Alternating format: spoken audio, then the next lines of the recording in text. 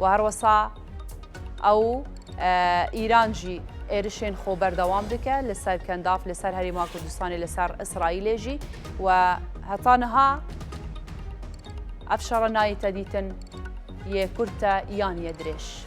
میوانێ من دێ هەبە دێ بەرسبا هەند پرسیارên din bide ew jî berêz Fethullah Hüseynî siyasetmedar و هەروەسا şrovekarê siyasî li stûdyoyê mêvanê min e Kak Fethullah bixêr bê spas tu digel me day Kak Fethullah beriya niha kekê Eyûb li Almanya digel min dabû ew jî siyasetmedarek e bi hicbê çendê kir bûçûna wî eger heye ev şerra dirêjiye vekêşe û berdewamiyê bidin bê evî şerî bûçûna te li ser çi ye aya dirêj dibe yan kurd dibe çi gurankarî bi ser vî شر دەست پێ کرد بكل تأكيد وێ درێژ بێ شەڕی بەری ئانەکە شەڕی ئانەکە بەری ئانەکە 12 ڕۆژە خەیات بینێ ئەمریکا و ئیسرائیل ژالێکی دوو و ئیران ژالێکیدا ئەو وەکە شکەناندنە ئیرادا بوو بەڵام ڕاستی هەردوویە نکاری بوو ئیرادا یەکتر بشکن بەڵام ئەم شەڕە شەڕێ کۆتایی دۆرتا هەردوو وڵاتانە ئەمە چەند ساڵەکە گەفان لە هەفتوو دەکرد و ئەف نکاری ئیراداوی بشکن ئەف نکاری ئیرادا بەڵام ئانەکە شەڕی حەقیقی دەست پێ کرد يعني تكارب بيجن ونمانية بكل تأكيد جبرقس يعني قيادات الصف كم إيران نمان أمو هاتن كشتن بلام أنا كسبايك عقائدي تندري إيراني داي أف سباي عقائدي حياك كي جارادي وكاري بتبر خود بده آيا أف إيريشن أنا كادبن وإراداوان بشكينه بكل تأكيد أريه بشكينه جبرق أسرارك هي وأز بيجن بلكي قلك كاغتي خوشي إيران بكار آني مرسلا هرشاوي سروالات كندافي يقل دو يكيش بحرين بقر حياة كويتي حياة أبو ظبي وحياني قطري وحياني السعودية أب كرتي خو دس بيكر يعني أب كتر شاركيدي أب شاري هاني أنا كاوي بردوام بكل تأكيد ويقول لك إيش دريش خاين به بلام تشتيم الترسية ويك أب شرا قبر فراوان ببا همو هرم وهمو نفسه دخل برهف دوده نماز أنا كهيدي هالوسط روسيا ديار دبر بوبال بشتيا إيراني هالوسط الصيني ديار دبن بال بشتيا إيراني بلام طاقتنيا أنا كإيران عبورة أمريكا وإسرائيل بخورتي سر خطين قريبا في رجيم هاني بقهر وقريبا ولاتا كي ديجي تشكن أب ولاتا دي تشارنو ساوي شيء أبيت قناعات من ملتين إيراني وأمريكا بريانا هافزيش كان بحث جوية شنديكر كو هنت ولات هنا دكارن وتخازن هذا ناف بين كاريه بكن اولات كي جانا وايا اولات كارن نبي شري براوستينا بكل تاكيد وين كاري مجبر بري انا ككاري من فاولات انا بين كاريه بكن وقت گفتگوی وان هبو گفتگوی واجد بنر گفتگوی وان بچوكترين ولاتو للسلطنه كي سلطنه عمان بو يعني بايتخت بو المسقط بو يعني اري اگر دو ولات يقولوا زلهيز وتخازن اراده هبدو بشكل وچما ولات يقولوا بتشوك نابين كاريا وان بك بشتي وين ايراني هالبجارت ايراني هالبجار بلام امريكا موافقه كر هيد هندك ما ابو ايران قريب قال لك شرط ومرجن اسرائيل وامريكا جيب جيبك ليش كده كوبو هند كوبو نيد مرايدار ايراني بسر برشتي خامنئي دربل واخستن ودز بشاركر الناس كر شروط وان جيب جيبك ليبريا جنگي هاتبودان بريارة جنگي هاتبودان وعدد في افريجي مهاني بيتا باشا هيك مجال تيدانا بو بيت راوستاندن ابشرا يعني دمكو بريار دا ليه لعاليه كدن دانو صاندن هبو بين شنبه وجمعه دانو صاندن هبو اوان قلتنا ما بتشنا ولاتين خود قال آليا يكمين ولاتين خوامي قلتو بيجا بكينو بريارك بدن اش نيشكا كيفا ابشرها تليد ابشرها تدس بكرن يعني هيك بريارك وصانا بو بيت الراوستاندن بريارة جنگ هبو بله ترامب كاريبو كونغرس كاريبو اسرائيليا كاريبو بلا بريارة جنگي هاتبو دا گفتگوی وان لجنيف بردوان بون ورايدار ايران گفتگوی دبون بو انجام من وان گفتگوی لجنيف گنگشه بکن ودربه هذا اللي خاصة يعني بريار هبو بريار هاي همونا وشبه جوهرين أمريكا خوازي إرادة خفرز بك أو إرادة كتشندين صالة أمريكا ببو ولاتك لا واس حسابه ندهات كردن بري قطبك برانبر ويهبو روسيا بروسيا كتجنجا كيلقال أوكرانيا عندك ولات هاتن جوهرتين بشتي بوهار عربي قال لك ديكتاتوريات هاتش كان عندن هيبتها أمريكا جي قال لك بتشوفوا بلا أمريكا أنا كهاتي صار خطي يكام جبونا قريب هيبات أخوة قرين قدام أنا كأفرج هلاتا نافين جتيدا جوهرين دخوازي بيكي إسرائيل تيدا بقوة باش هيبتها ويبقريا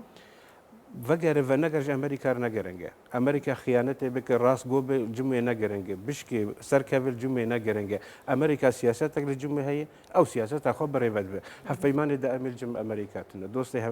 دائم الجمعه تنا دجمنه دائم الجمعه تنا احتمال سبه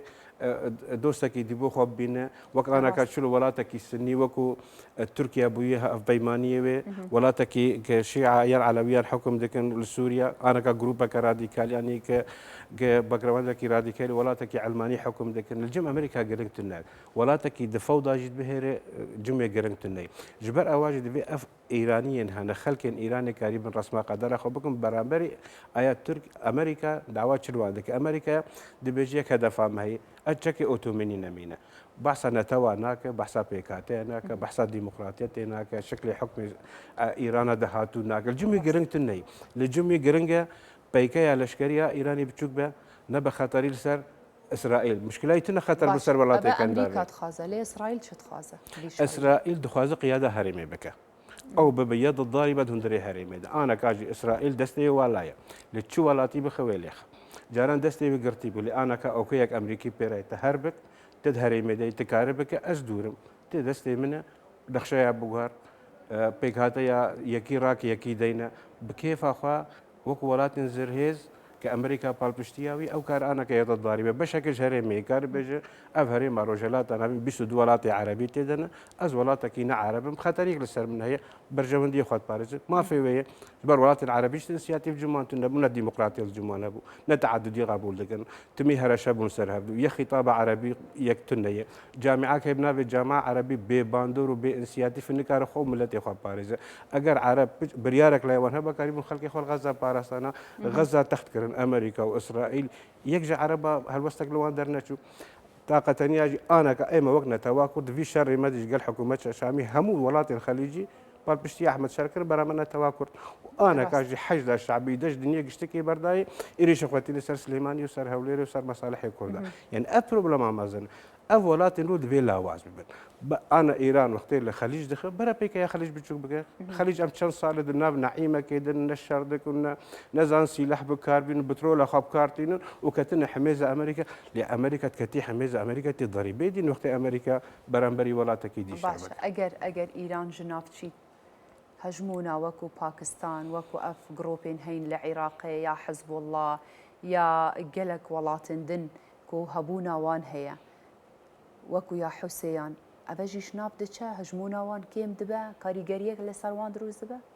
بري في شري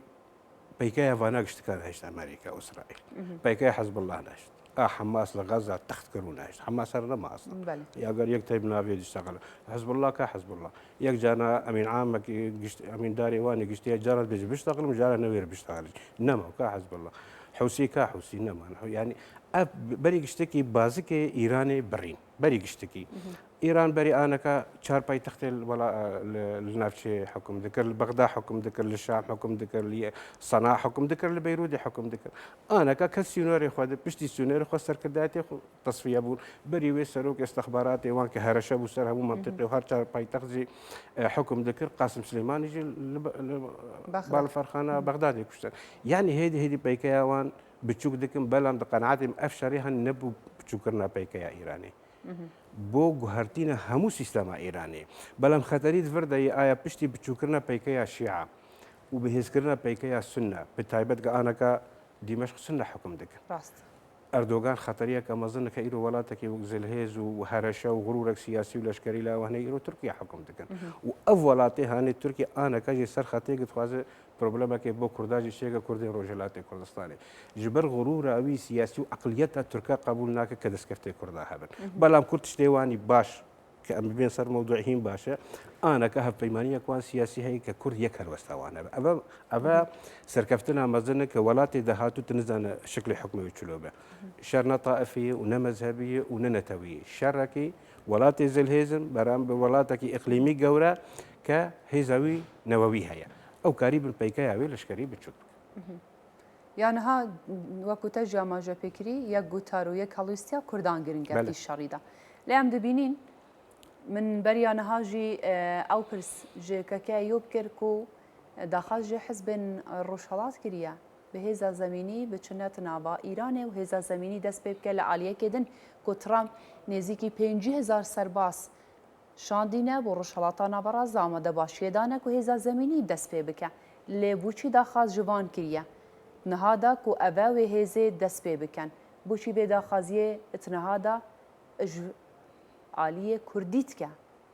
مەرەما ترامپ ژوەیەکی چییە؟ از نکارم پشت ڕاست بکەم ئایا ترامپ یان ئەمریکا یان ڕایدارین ئەمریکا داواژ پارتیین ڕۆژهەلات کردی کە وێ لە بوو تەبگەرێ بکە ئەم نکان پڕاست بکەن حیانیگە هێزن سیاسی کوردستانە ڕۆژهەلات لێ پشت ڕاستەکەن یا هەف پەیمانیا سیاسی هەیە پشت ڕاست بکەن بەس دوهی ترامپ گوتارێک هەبوو گوت ڕاستە بەس ئاماژە بۆیە چەندەی کرد پرسیار ژێکردن گوتێت و هێزا ئاسمانی ji bo wan dê karbînî parastinê ji bo wan bikey bersiva vê pirsiyarî Trump neda. Bes got em dê pirçek bikeyn. ئەمریکا divê mesele hanê berî dest vî şerî bikiraya gerek civînek gel van partiyên siyasî kir başê bizanin ev partiyên siyasî dava çekin. تا ئێستا مەسن کوردی ڕۆژهەلات نزان داوای چاک لە بەنزان وڵاتی وان بەرەو کودرا وڵاتی وان تەخت ببە وەک غەزا وێ بمینە نەمینە وڵاتێک بناوێ جمهوریە ئیسلامی ئیران وێ بمینە ئەیا دیسا وێ شیعە حکم بکەن یا سبێ وێ لایە شاهژە ئەمریکا بین وەک ئەحمەد شەرع چلۆ خەس ناوێ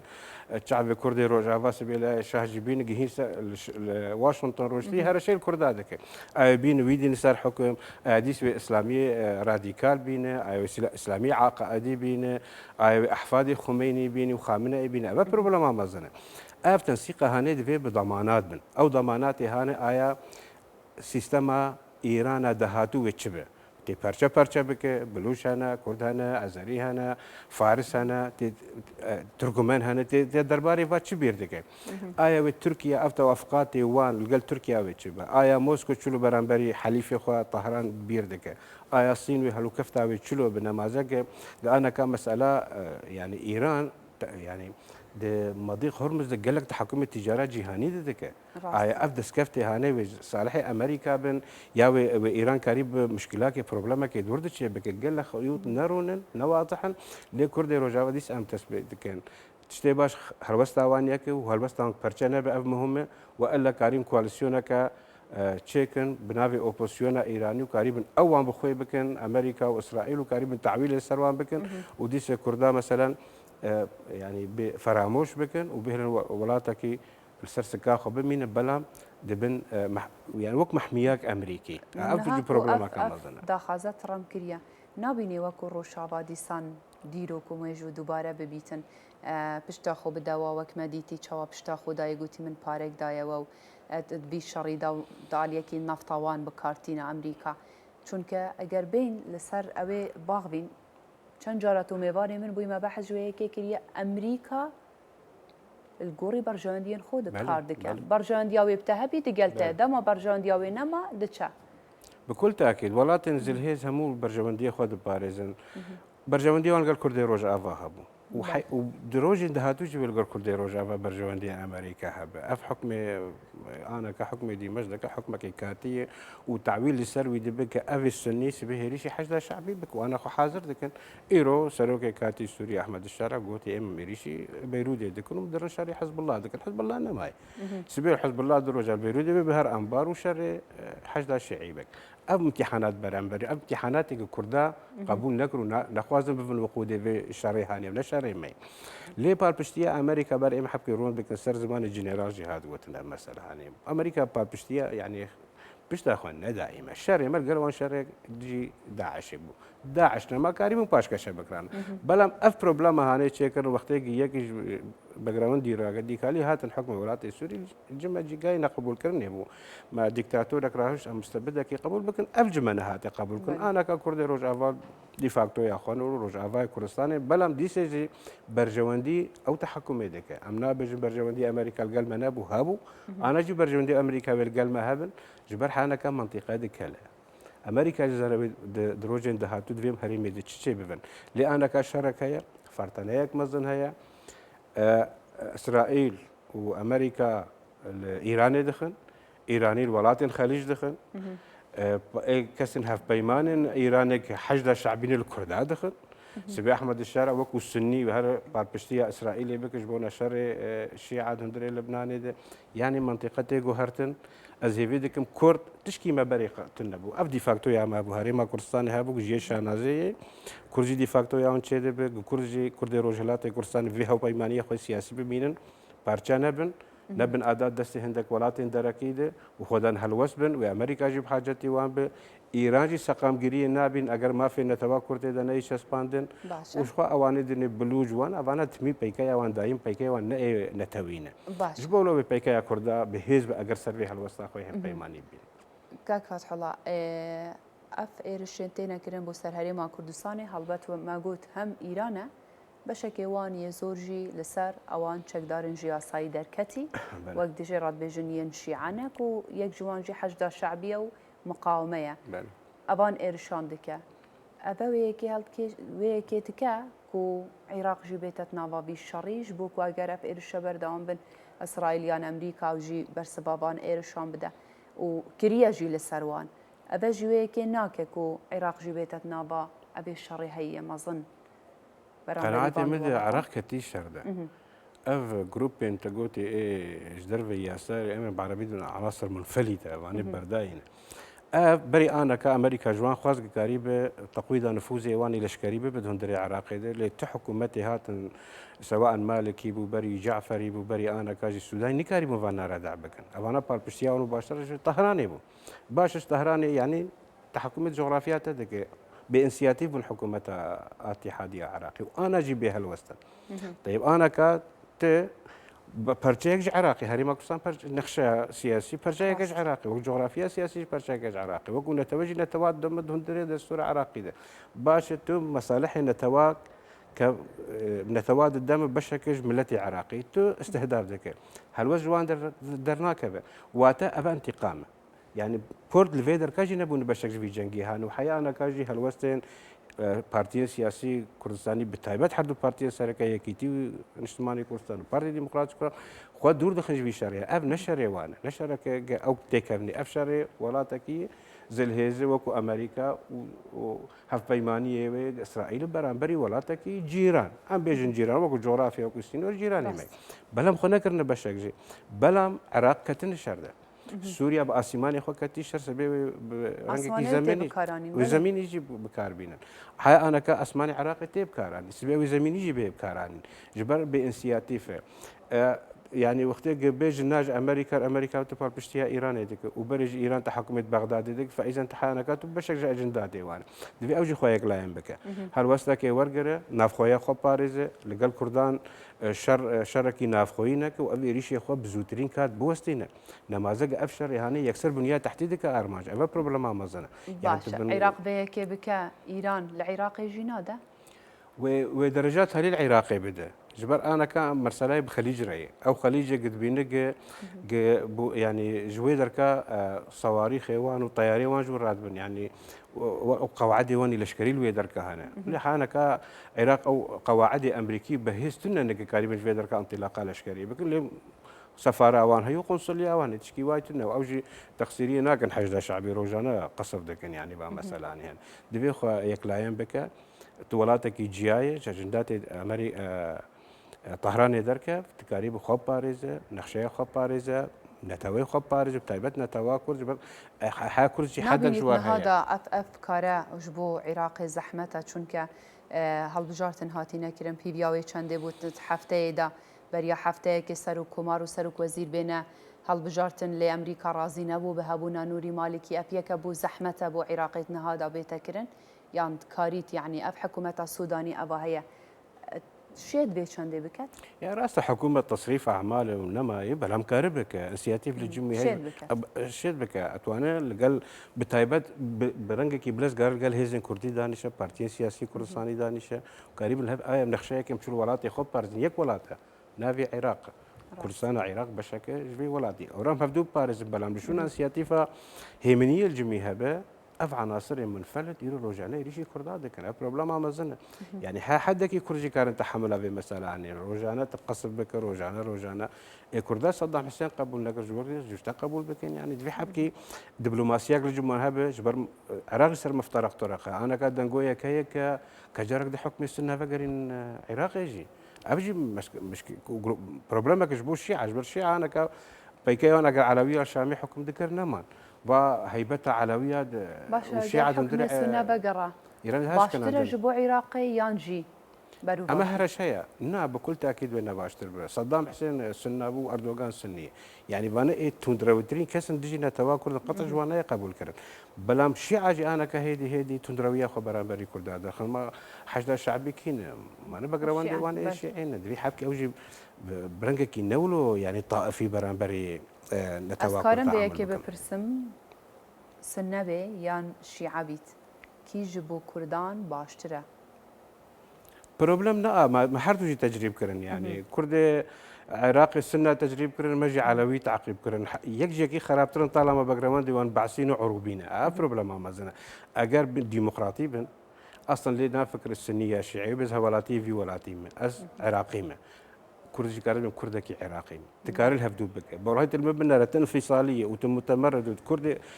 تشيي في الشر تبكم اجل تبنى رمت ديكتاتورك وتم ما في منادم از الشر تبكم ام بين بندي قدرك ياتي متنبك يا استنبكم لي باش ام ضمن منخشيه كيد الهبدو بك ما في مهميان بباراستن مهميان ضريبه دانيه بلام سواء سني بيا شيعي بيجي اجر يعني جذور الديمقراطية الجميبون وتفهمي واستقطابي تنبو